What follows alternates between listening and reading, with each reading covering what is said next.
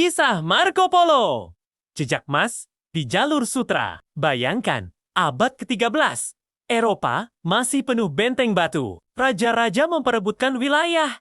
Dan peta dunia di sana masih kosong di banyak bagiannya. Di Venesia, sebuah kota dagang kaya di Italia, lahirlah seorang pemuda bernama Marco Polo. Anak dari keluarga pedagang yang tak takut melintasi lautan dan gurun demi menemukan peluang baru. Cerita itu bukan sekadar kabar angin. Mereka punya undangan langsung dari Kublai Khan, dan kali ini Marco diikut-sertakan. Perjalanan itu gila-gilon panjangnya. Mereka menyeberangi pegunungan Pamir yang tinggi dan bersalju, melintasi gurun Taklamakan yang panasnya membakar siang dan membeku di malam, dan menyusuri kota-kota misterius seperti Samarkand dan Kashgar. Di setiap kota, Marco menyaksikan dunia yang tak pernah ia bayangkan sebelumnya.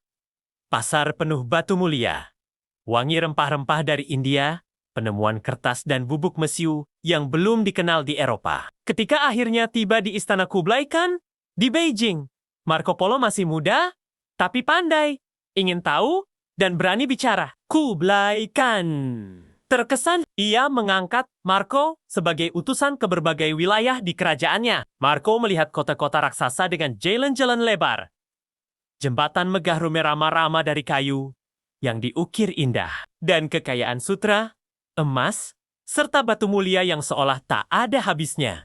Ia bahkan mencatat hal-hal yang terdengar mustahil bagi orang Eropa saat itu.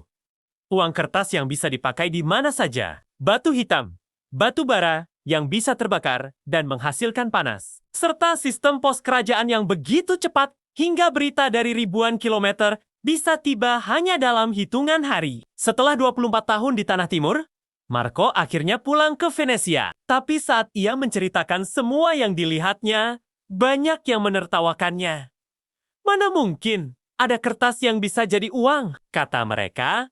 Mana mungkin sebuah kota punya sejuta penduduk. Namun, ragu-ragu itu justru membuat bukunya, Il Milione, catatan perjalanannya, makin legendaris. Kisahnya bukan cuma memikat para pembaca, tapi menginspirasi generasi penjelajah berikutnya, termasuk Christopher Columbus, untuk mencari jalan ke timur dan akhirnya menemukan benua baru. Marco Polo mungkin hanya seorang pedagang yang penasaran, tapi dari rasa ingin tahunya, dunia menjadi lebih besar dan saling terhubung.